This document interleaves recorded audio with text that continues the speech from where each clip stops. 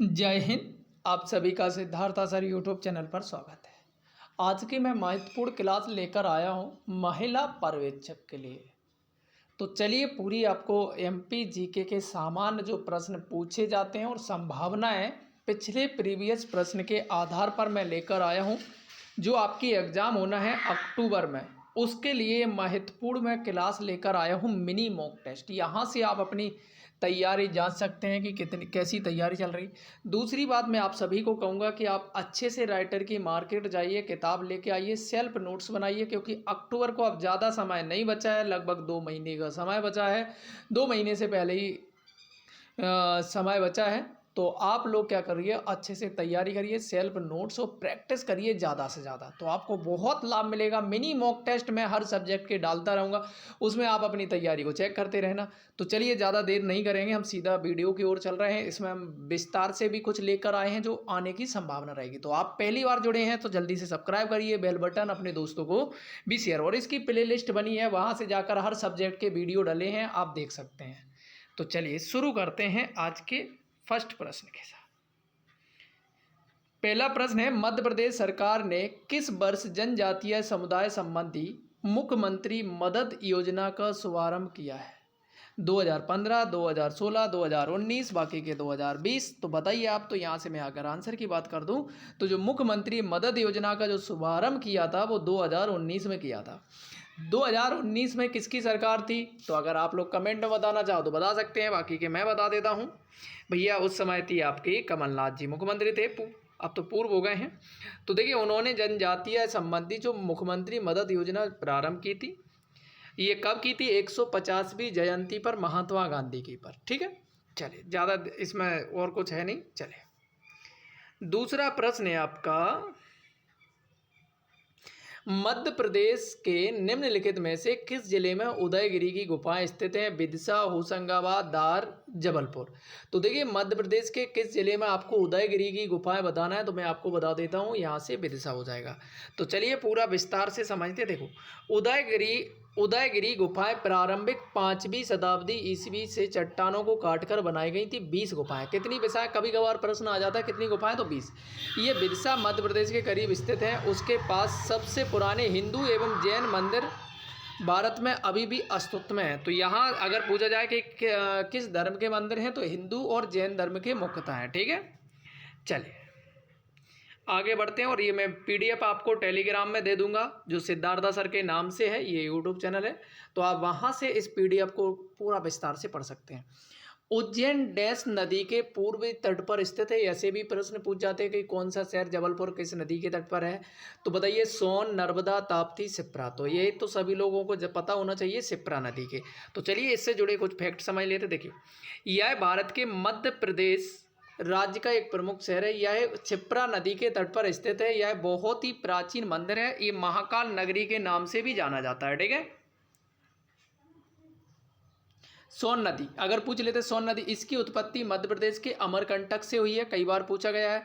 गंगा की सहायक नदी है। ये कहाँ जाके मिलती है? गंगा नदी में मिलती है। इसे सुनहरी नदी के नाम से भी जाना जाता है। मध्य प्रदेश, उत्तर प्रदेश और बिहार राज्यों से होकर बहती है। ताप्ती नदी की बात करें, यह नर्मदा नदी से दक्षिण की ओर बहती है। ठीक है, चलिए ये आपको कुछ फैक्ट मैं अब समझा रहा हूँ। चलिए आगे बढ़ते हैं। भारतीय वन प्रबंधन संस्था डैश में स्थित है, ये आपको बताना है। इंदौर, जबलपुर, भोपाल, ग्वालियर। तो मैं आपको बता दूं, कभी भी इस तरीके का प्रश्न आए तो ये आपको याद होना चाहिए कि भोपाल। तो चलिए इससे जुड़े कुछ फैक्ट समझ लेते हैं जो एग्जाम में आ सकते हैं। इसकी स्थापना 1982 में पर्यावरण, वन एवं और जलवायु परिवर्तन मंत्रालय द्वारा की गई है। ठीक है, अब देखो यहाँ से कुछ भोपाल से जुड़े फैक्ट समझ लेते हैं। यहाँ भोपाल में जो भोजताल उर्फ बड़ी झील कहते हैं, मोती मस्जिद है, शौकत महल है, लक्ष्मी नारायण मंदिर। तो देखो मोती मस्जिद लगभग बहुत सारे लोग जानते हैं, भोजताल भी सभी। शौकत अली महल इसको याद रखना, लक्ष्मी नारायण मंदिर याद रखना, क्योंकि ये दो कन्फ्यूजन वाले हैं जो कि हम सामान्यतः नहीं जानते हैं। ठीक है, चलिए अगला प्रश्न है, मध्य प्रदेश का सबसे ऊंचा जलप्रपात बताना। बहुटी या बहुत ही भी बोल देते, नहीं तो बहुत ही ज़्यादा आपको लिखा मिलेगा। चचाई जलप्रपात, क्योती जलप्रपात, रजत। तो सबसे ऊंचा जलप्रपात है जो आपका बहोटी है। तो चलिए इससे विस्तार से समझ लेते। देखो ये 650 फीट है इसकी ऊंचाई। यह सेलर नदी द्वारा निर्मित है। नदी पूछा जाए तो कौन सी? सेलर। टोंस की सहायक नदी है और टोंस गंगा की सहायक नदी है। बहोती जलप्रपात चचाई जलप्रपात के पास है, जो कि जबलपुर के ही पास में पाया जाता है। ठीक है, चलिए प्रश्न नंबर अगले की ओर चलते हैं।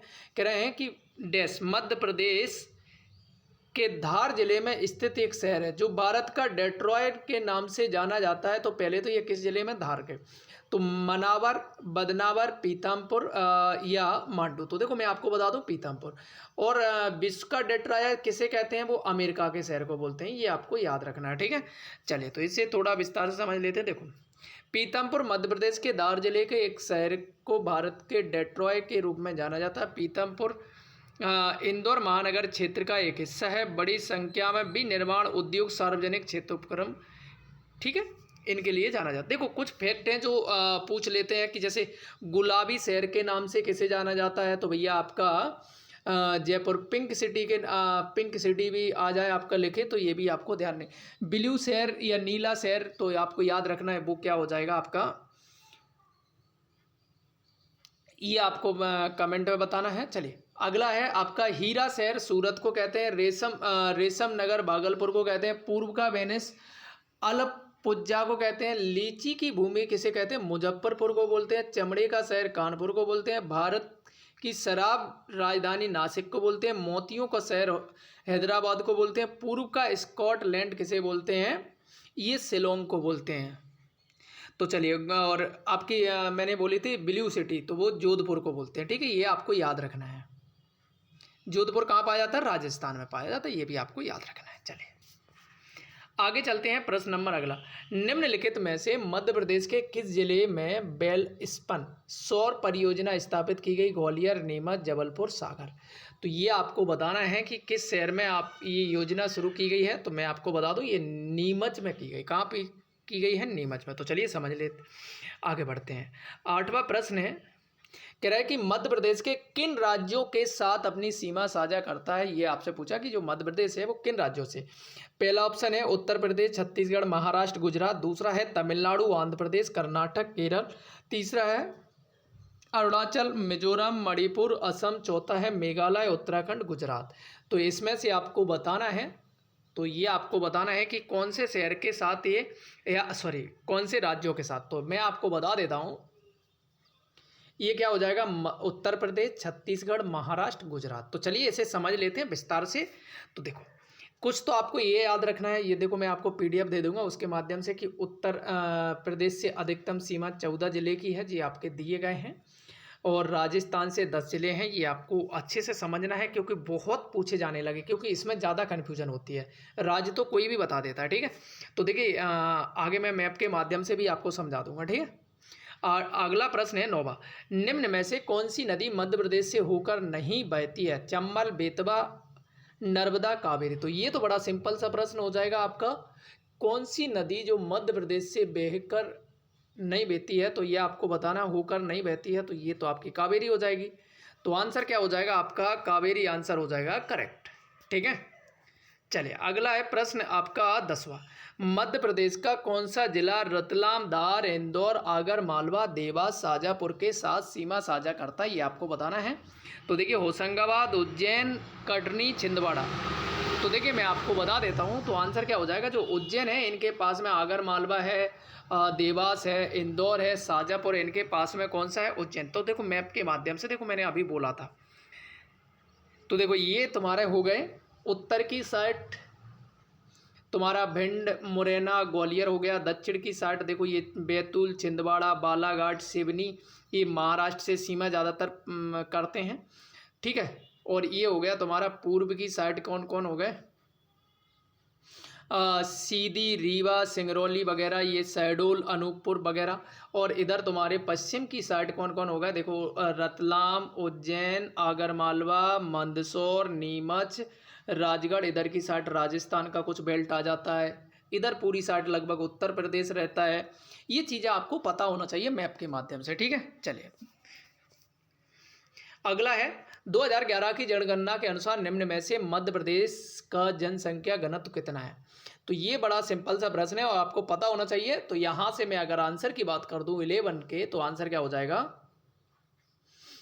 236 किलोमीटर प्रति वर्ग किलोमीटर 236 है मध्य प्रदेश का। चले तो देखो यहाँ कुछ चीज़ें समझ लेते हैं जो एग्जाम में। तो जनसंख्या घनत्व 236 के लगभग है। जनसंख्या घनत्व का अर्थ है एक वर्ग किलोमीटर में रहने वाले लोग, 1 किलोमीटर के अंदर कितने लोग रहते हैं 236। 2011 में मध्य प्रदेश की जनसंख्या 7.27 करोड़ थी। लिंगानुपात 931 था। साक्षरता दर 69 लिंगानुपात मतलब 1000 पुरुषों पर 931 महिलाएं थी, ठीक है। और साक्षरता दर 69.32। मध्य प्रदेश का क्षेत्रफल 3,08,252 वर्ग किलोमीटर है। मध्य प्रदेश का लिंगानुपात मैं पहले ही क्लियर कर चुका हूँ। और शिशु लिंगानुपात जो मध्य प्रदेश का है मैं आपको बता दूँ ये 918 है। 2011 में मध्य प्रदेश की जनसंख्या में वृद्धि 20.35। आजकल ऐसे प्रश्न इसके ज़्यादा संभावना है, ऐसे याद रखा, ठीक है। तो देखिए यहाँ से कह रहे हैं कि निम्न में से कौन सा जोड़ा सुमेलित नहीं है, ये आपको बताना। नदियाँ हैं, सिंचाई परियोजना जैसे बाण सागर परियोजना है क्या सोन नदी पर है। दूसरी है तवा परियोजना तवा पर है। पेंच पेंच पर है। कोलार परियोजना क्या बेतवा पर है, ये आपको बताना है। तो यहाँ से आंसर क्या हो जाएगा, केवल कोलार परियोजना को छोड़कर बाकी के सभी पेंच परियोजना पेंच पर है, तवा तवा पर है, बाण सागर जो कि सोन नदी पर है, ये आपको याद रखना है। चलिए अगला प्रश्न है कृतगढ़ मंडला साम्राज्य का अंतिम यशस्वी और प्रतापी राजा कौन था। राजा साहेब, विक्रम साहेब, शंकर साहेब, विष्णु साहेब। तो ये प्रश्न थोड़ा अच्छे लेवल का कह सकते हैं हम लोग। तो यहाँ से आंसर क्या हो जाएगा, शंकर साहेब था, ये ज़्यादा ठीक है। तो आंसर क्या हो जाएगा, ये आदिवासी समुदाय से बिलोंग करते हैं। चलिए अगला प्रश्न है निम्न में से कौन सा जोड़ा सही सुमेलित नहीं है। जिला पन्ना। तो यहाँ से देखो क्या पन्ना के लिए पन्ना, तो देखो जिला पन्ना क्या हीरा के लिए जाना जाता है, ये आपको बताना है। बालाघाट क्या तांबा के लिए जाना जाता है। कटनी क्या चूना पत्थर के लिए, और सागर क्या मैग्नीज के लिए जाना जाता है। तो ये आपको बताना है। तो यहाँ से मैं अगर आंसर की बात कर दूँ, जो सागर है वो रॉक फॉस्फेट के लिए जाना जाता है। किसके लिए, रॉक फॉस्फेट के लिए। बाकी के सब सही है। तो याद रखना कटनी चूना के लिए, बालाघाट तांबा के लिए और पन्ना हीरा के लिए, ठीक है। तो देखिए ये मैंने आपको पीडीएफ के माध्यम से पढ़ लेना। देखो पन्ना हीरा के लिए किन किन के चीज़ों के लिए कहाँ कहाँ, तावा कौन कौन से, मलाजखंड बालाघाट है और सलीमाबाद जबलपुर, ये चीज़ें आपको पूरा मैंने दे दिया है, तो आप लोग अच्छे से पढ़ लें। अगला प्रश्न है 15वां, मध्य प्रदेश में औसत तापमान को प्रभावित करने वाला सबसे महत्वपूर्ण भौगोलिक कारक कौन सा है।